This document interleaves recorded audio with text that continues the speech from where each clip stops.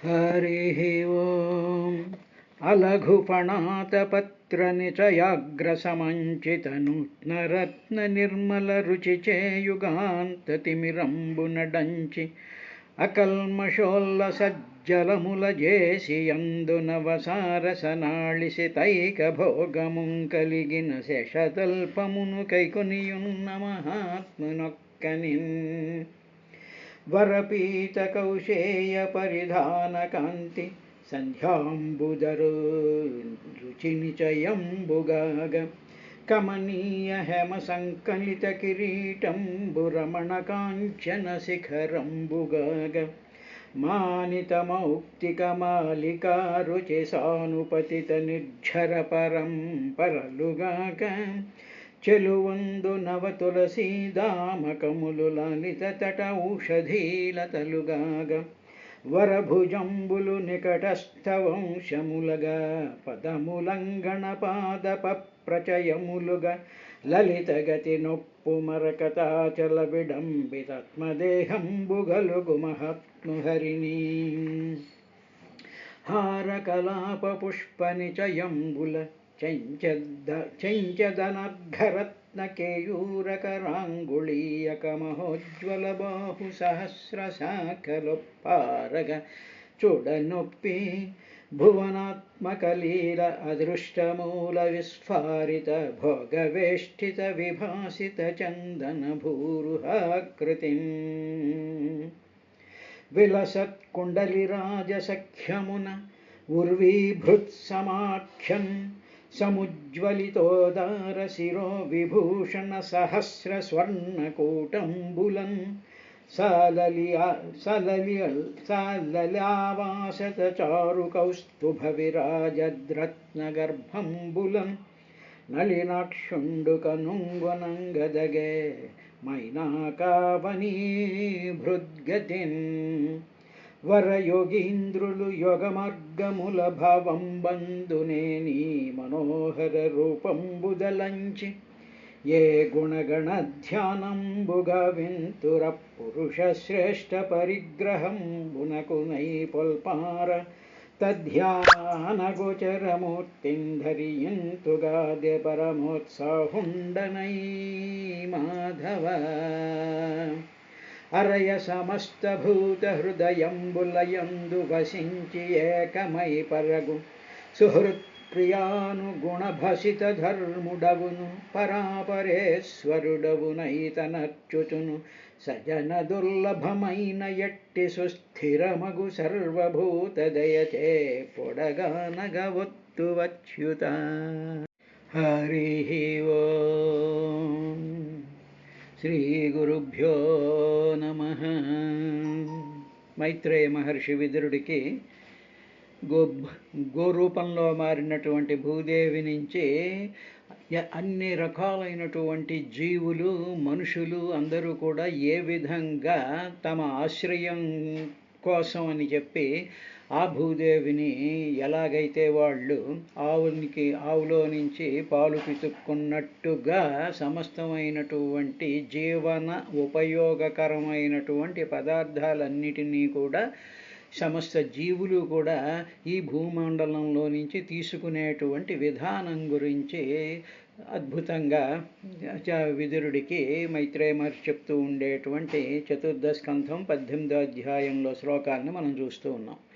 ఇక్కడ జాగ్రత్తగా గమనించవలసినటువంటిది ఏమిటంటే, మన సూర్య కుటుంబంలో భూమి సూర్యుడి దగ్గర నుంచి 9 కోట్ల మైళ్ళ చిల్లర దూరంలో కరెక్ట్గా ఉంటుంది.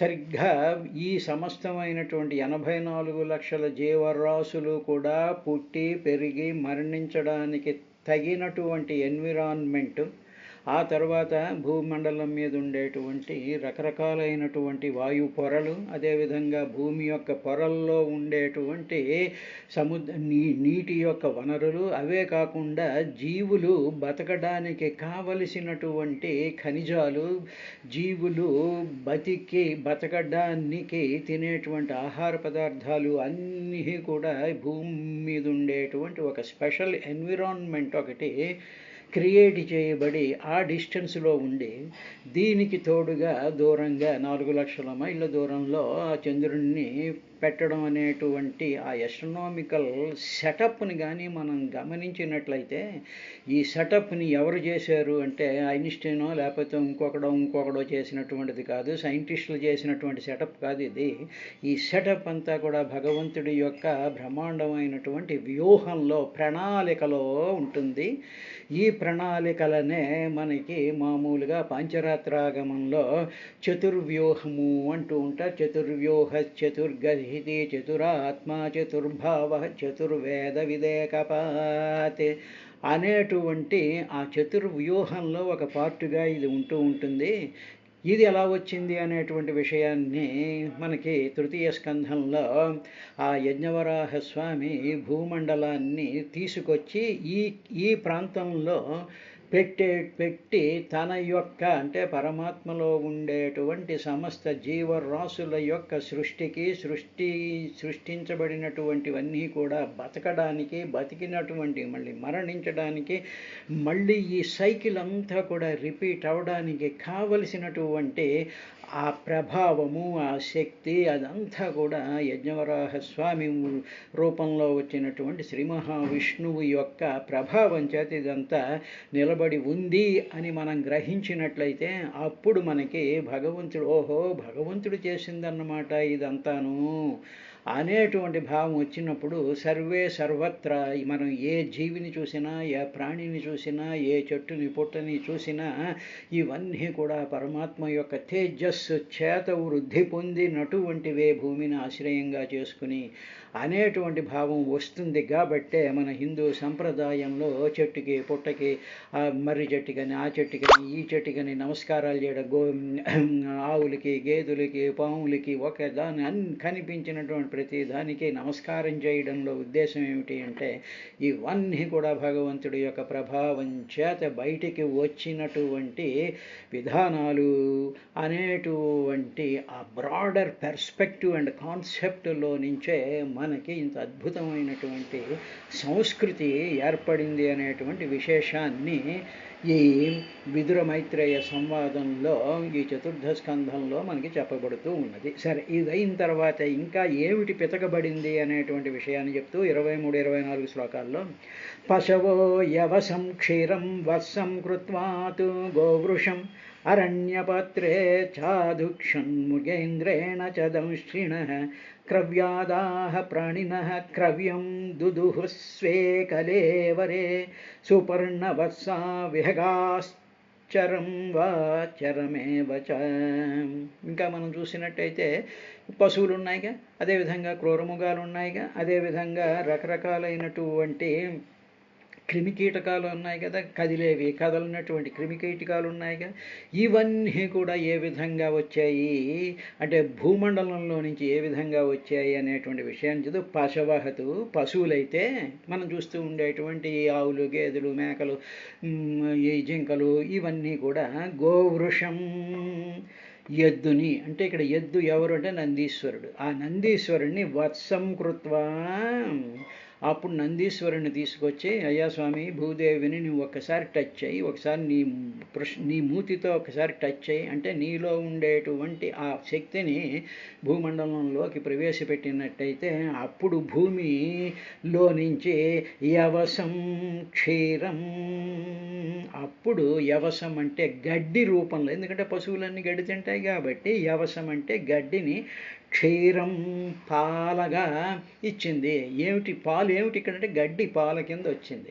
ఎక్కడ పాత్ర ఏమిటి అంటే అరణ్య పాత్రే, అరణ్యాలు అనేటువంటి పాత్రల్లో గడ్డి అనేటువంటిది రకరకాలైనటువంటి జంతువులు తినడానికి కావలసినటువంటి ఆ సస్యాలు ఏవైతే ఉన్నాయో అవన్నీ కూడా అరణ్యం అనేటువంటి పాత్రలోకి నందీశ్వరుడు దూడగా చేసి గడ్డి అనేటువంటి యవసం గడ్డిని క్షీరం పాలగా అరణ్య పాత్రే అడవి పాత్ర యందు అధుక్షం పితికేరు. ఎవరు? ఈ పృథుచక్ర అంటే మహానుభావులైనటువంటి ఆ దైవ స్థితి ఆ విధంగా పితకబడిందయ్యా. తర్వాత ఇంకా మరి సరే ఈ గడ్డి తినేటువంటి జంతువులు ఉన్నాయి, మరి మాంసం తినేటువంటి జంతువులు కూడా ఉన్నాయి కదా, మరి దాని సంగతి ఏమిటి అంటే క్రవ్య ఆదాహ. క్రవ్యం అంటే మాంసం, ఆదాహ మాంసం తినేటువంటి, తర్వాత దంష్ట్రిణ కోరలు కలిగినటువంటి ప్రాణిన, కోరలు కలిగినటువంటి ప్రాణులు, ముళ్ళ పందులు ఇవన్నీ కూడా ఉంటాయిగా. ఇటువంటి రకరకాలైనటువంటి మాంసం క్రవ్య ఆదాహ మాంసం తినేటువంటి జీవులు కూడా ప్రాణిన ప్రాణులన్నీ కావలసినటువంటి ఆ మాంసం అంతా కూడా ఎవరు చేసిన మృగేంద్రేణ సింహంతో, సింహం దూడగా చేసి ఆ సింహం వచ్చే ఈ భూదేవిని ముట్టుకునేటప్పటికీ అప్పుడు ఈ ప్రాణులన్నిటిలోనూ కూడా అంటే ఏమిటి సమస్తం, ఇప్పుడు మాంసం రూపం లేడిలో మాంసం ఉంటుంది, సింహం ఏం చేస్తుంది, పులి ఏం చేస్తుంది, మిగతా జంతువులు ఏం చేస్తాయి, లేడీ శరీరంలో ఉండేటువంటి మాంసాన్ని ఆహారం కింద తీసుకుంటూ ఉంటాయి, ఆ లేడేమో మామూలుగా గడ్డిని తీసుకుంటూ ఉంటుంది. అలాగా మాంసాహారం తినేటువంటి జంతువులకి పాత్రలు ఏమిటి అంటే వాళ్ళ దేహాలే పాత్రలు. ఏదో కుందేలు ఉందనుకోండి, లేకపోతే ఏదో నక్కు ఉందనుకోండి, ఏదో మన కుక్క ఉందనుకోండి, ఏవో రకరకాలైనటువంటి జంతువుల యొక్క శరీరాల్లో ఉండేటువంటి ఆ మాంసమే పాలన్నమాట. ఇప్పుడు పాత్రలు ఏమిటంటే ఆ జంతువులే, ఆ ప్రాణులే పాత్రల కింద క్రవ్యం మాంసమును దుదుహు పితికినవి. ఈ మృగేంద్రుడు అంటే సింహం దూడ కింద వచ్చి ఒక్కసారి భూమిని టచ్ చేసేటప్పటికి అప్పుడు భూమి ఏమి ఇచ్చింది అంటే మాంసాన్ని ఇచ్చింది. అంటే ఏమిటండి ఎలా ఇచ్చిందండి మాంసాన్ని అన్నాం అనుకోండి, ఇప్పుడు ఒక లేడీ పుట్టేది ఎక్కడ పుట్టిందండి, అంగారగ్రహంలో పుట్టిందా, స్పేస్లో పుట్టిందా, ఆకాశంలో పుట్టిందా, భూమి మీద కదా పుట్టింది. భూమి మీద గడ్డి తినేటువంటి లేకపోతే ఆ తృణాలు తినేటువంటి లేడీ యొక్క శరీరం యొక్క ఆ మాంసం ఏ విధంగా డెవలప్ అయింది అంటే తిన్నటువంటి ఆహారం వల్లేగా, తాగినటువంటి నీటి వల్లేగా. కాబట్టి ఈ నీరు ఈ ఆహారం ఎక్కడి నుంచి వచ్చాయి, భూమిలోంచి వచ్చాయి. కాబట్టి భూమి ఏం చేసింది అంటే ఆయా ఆహార పదార్థాల రూపంలో ఆయా ప్రాణుల యొక్క శరీరాల్లో మాంసాన్ని చేసింది. అదేవిధంగా మానవుడు ఉన్నాడు అనుకోండి, మానవుడి శరీరంలో ఉండేటువంటి మాంసం ఎక్కడి నుంచి వస్తుంది, ఏదో మోడీ ఇచ్చాడా లేకపోతే ఐన్స్టీన్ తీసుకొచ్చి మాంసం పెట్టాడా, ఎవడు పెట్టాడు, మనం తినేటువంటి ఆహారం వల్లే. ఆహారం తినేటువంటి అది దాన్ని ఏదో ప్రోటీన్స్ అంటాం, మాంసకృతులు అంటాం, ఖనిజ లవణాలు అంటాం, పిండి పదార్థాలు అంటారు, కొవ్వు పదార్థాలు అంటారు కదా. ఇవన్నీ ఎక్కడి నుంచి వచ్చాయి, భూమిలోంచి వచ్చాయిగా. భూమిలోంచి వచ్చినటువంటి పదార్థాల వల్లే కదా మానవుడి శరీరంలో కానీ జంతువుల శరీరంలో కానీ మాంసం వస్తుంది. కాబట్టి మాంసమే క్రవ్యం దుదుహు పితికినవి. ఇదంతా ఎక్కడి నుంచి పితకబడింది, భూమిలో నుంచే. పితకడం అంటే ఎక్స్ట్రాక్ట్ అని అర్థం అనమాట. ఎక్స్ట్రాక్ట్ అంటే పిండి పైకి లాగడం. ఏదో బత్తాయి పండుని గట్టిగా పిండి ఆ నీటిని మనం జ్యూస్ని ఎలా తీసుకుంటూ ఉంటామో భూమిని పిండినట్టు ఎక్స్ట్రాక్షన్ అంటారు. అటువంటి అట్రాక్షన్ దుదుహు పితికాయిట. సరే, ఇవన్నీ అరణ్యాల్లో గడ్డి చెట్లు మొలిచాయి. సరే, సింహం దూడగా రావడం వల్లేమో ఇవన్నీ వచ్చాయి. ఆ తరువాత మన ఆకాశంలో ఉండేటువంటి పక్షులు వాటి సంగతి ఏమిటి అంటే విహగాహ సుపర్ణవత్సాహ.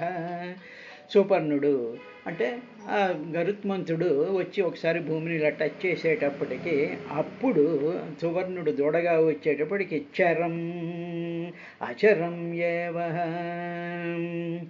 అప్పుడు ఏమైంది, గరుత్మంతుడు దూడగా వచ్చేటప్పటికి కదిలేటువంటి క్రిమికీటకాలు, కదలనటువంటి క్రిమికీటకాలు కూడా కదలనటువంటివి ఏమిటి అంటే పళ్ళు అన్నమాట. పళ్ళు కదలవు కానీ క్రిమికీటకాలు కదులుతూ ఉంటాయిగా.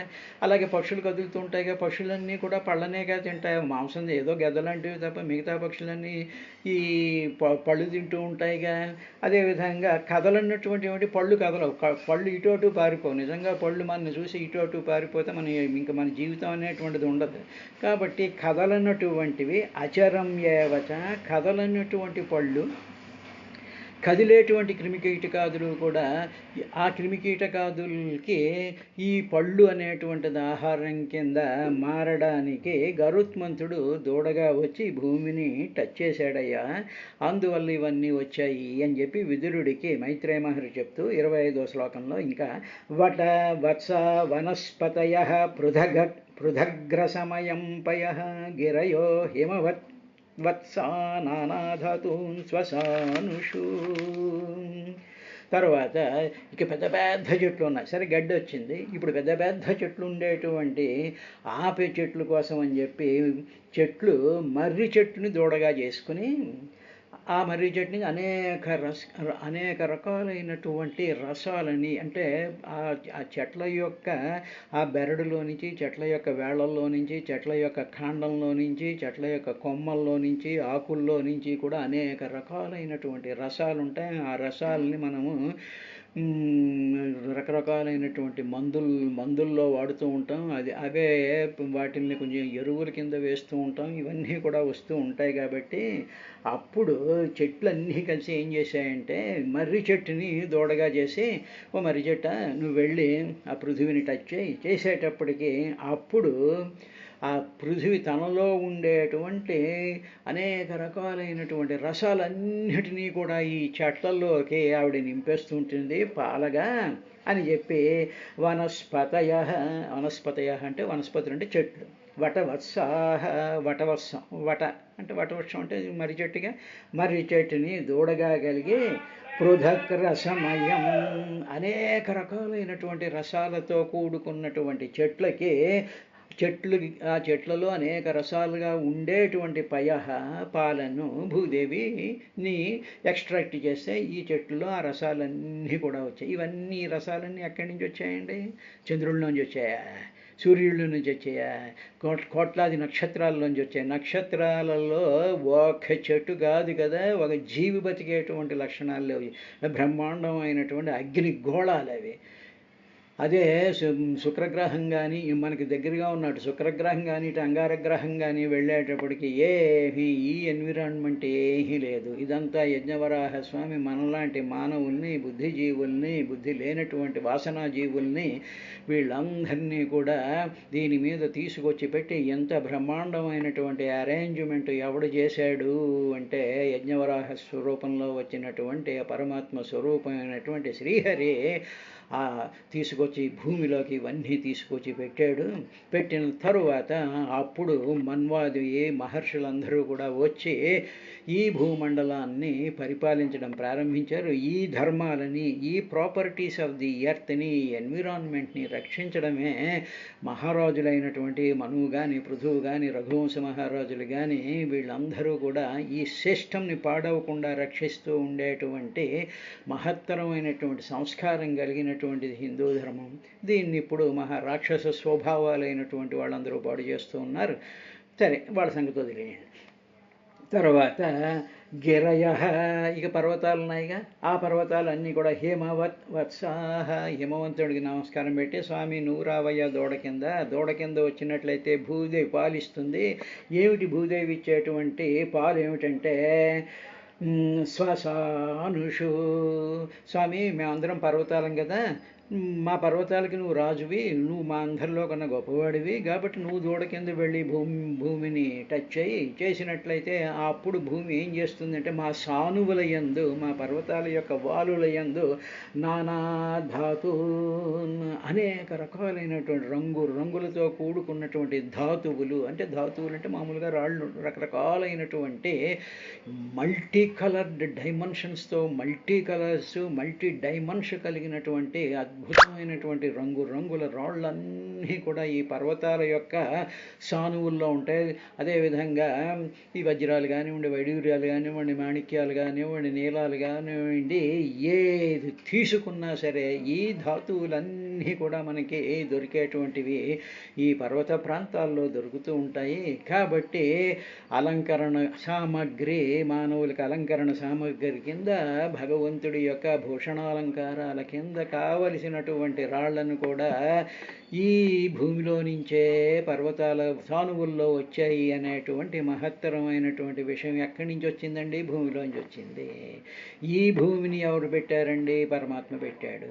కాబట్టి నువ్వు ఒక ఉంగరంలో నువ్వు వేసుకున్నటువంటి రాయిని చూసినా, నువ్వు తినేటువంటి ఆహారాన్ని చూసినా, నువ్వు చూసేటువంటి పువ్వుల్ని చూసినా, నువ్వు నీకు కలిగినటువంటి ఆ స్తోత్ర పారాయణలు కానీ, నీ యొక్క యొక్క శక్తి కానీ, నీ యొక్క రంగులు కానీ, నీలో మాంసం వృద్ధి చెందడం కానీ, ఇవన్నీ ఎవడు చేశాడు? పరమాత్మ యొక్క దృష్టి కాకపోతే అదంతా కూడా భూమిలో నుంచి ఇచ్చి ఆ భూమిలో నుంచి ఇవన్నీ తీసుకుంటాడు.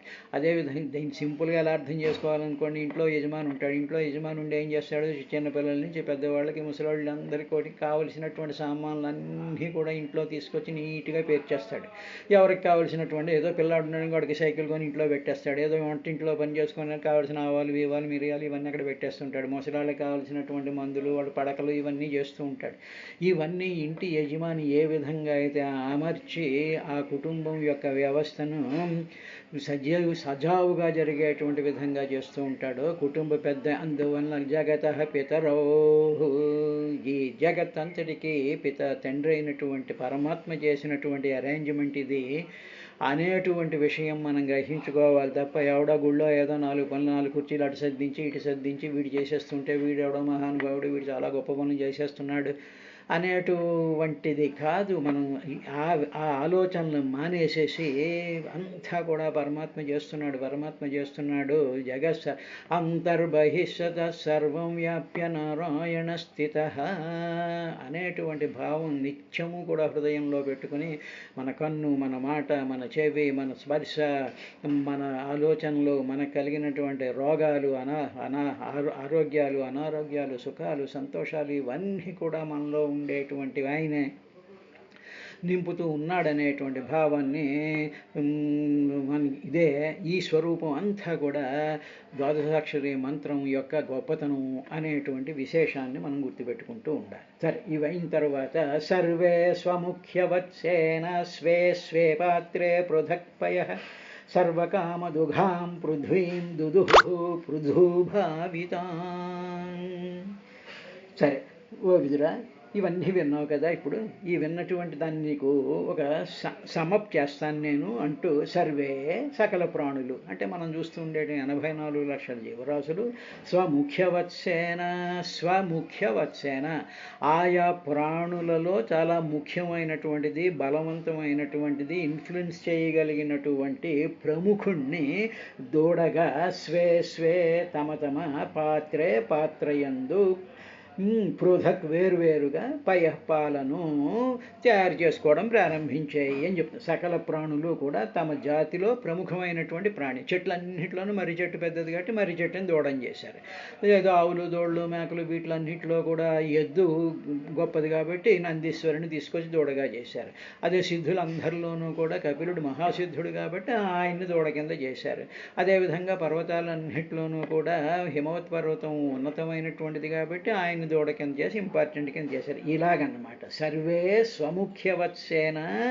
స్వముఖ్యవత్సేన అంటే తమ జాతిలో ముఖ్యమైనటువంటి స్వే అటువంటి వాడిని దూడగా చేసి, వత్సేన అంటే దూడగా చేసి, స్వే తమ అంటే ఎవరికి ఇండివిజువల్ యొక్క దేహాన్నే పాత్రలో పృథక్ వేరువేరుగా పిండుకోవడం ప్రారంభించారు. అంటే చెట్లు ఏంటి? రసాలు పిండుకున్నాయి.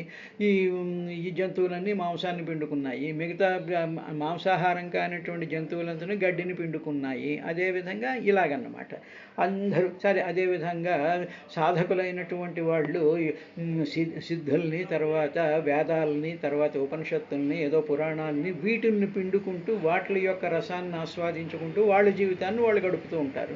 సరే, మిగతా ప్రాణులందరూ కూడా ఆహార పదార్థాలు ఇవి తీసుకుంటూ ఉండి ఈ పృథుభావితాం ఇలాగా పృథువు చేత, ఈ పృథు చక్రవర్తి మళ్ళీ ఎవరు? విష్ణువంశతో వచ్చేటువంటి పృథువు యొక్క ఆ సూపర్విజన్లో ఇదంతా జరుగుతోంది కాబట్టి ఈ టోటల్ సిస్టమ్ అంతా కూడా పృథుభావితాం, పృథు చక్రవర్తి యొక్క భావన, పృథు చక్రవర్తి యొక్క కంట్రోలు, పృథు చక్రవర్తి అధ్యక్షతన, పృథు చక్రవర్తి యొక్క సూపర్విజన్లో సర్వకామదుఘాం అన్ని కోరికల్ని, ఎవరికి ఏ కోరిక అయితే ఉందో సర్వకామదుఘాం మొత్తం అన్ని కోరికల్ని కూడా పృథివీం దుదుః, ఈ ఈ ప్రాణులే వీటిలన్నిటినీ కూడా ఈ పృథివి నుంచి, ఈ భూమి నుంచి ఇవన్నీ కూడా పిండుకున్నాయ్యా. పదార్థ పాల అంటే ఏమిటి, ఇవన్నీ కూడా సార రూపంలో. పాలు అంటే ఏమిటి, గడ్డి తింటుంది, ఇంకోటి తింటుంది, తిన్న తర్వాత దాని యొక్క తిన్నటువంటి పదార్థంలో ఉండేటువంటి సారం పాల రూపంగా ఏ విధంగా అయితే వస్తుందో, అదేవిధంగా సమస్తమైనటువంటి భూమిలో ఉండేటువంటి సారాన్ని ఈ సమస్త జీవులు కూడా ఇలాగ పిండుకొని వాటి ద్వారా వాటి యొక్క స్థితిని, వాటి యొక్క జీవనాన్ని సాగించేటువంటి విధంగా ఉందయ్యా విదురా అని చెప్తూ, యావం పృథ్వాదయ పృథ్వీమన్నాద స్వన్నమాత్మనః దోహవత్సాదిభేదేన క్షీరభేదం కురుద్వః. కురువంశంలో శ్రేష్ఠుడైనటువంటి ఓ విదురా, ఈ విధంగా ఆహారాన్ని భక్షించేటువంటి పృథువు మొదలగు ప్రాణులు, పృథ్వచక్రవర్తి కూడా ఒక ఆకారం ధరించి వచ్చాడు కాబట్టి ఆయన కూడా మొదలైన ప్రాణులు తమకు కావలసినటువంటి చక్కనైనటువంటి ఆహారం అంతటినీ కూడా భూమి నుండి సంపాదించారయ్యా. ప్రాణి యొక్క జాతిని బట్టి ఆ పితకబడినటువంటి ఆహారం, తర్వాత ఆ దూడ, ఆ పాత్ర, ఇవన్నీ కూడా ఒక్కొక్క దానికి ఒక్కొక్క రకమైనటువంటి దూడ ఉంది, ఒక్కొక్క రకమైనటువంటి ఆహారం ఉంది, ఒక్కొక్క రకమైనటువంటి పాత్రలో ఇవన్నీ కూడా పిండబడ్డాయ్యా అని చాలా వాటిలన్నింటినీ కూడా సమ్మరైజ్ చేస్తూ మైత్రేయ మహర్షి విదురుడికి చెప్పాడు. ఇంకో 4 శ్లోకాల్లో ఈ 18వ అధ్యాయం పూర్తవుతుంది. రేపటి కార్యక్రమంలో చూద్దాం.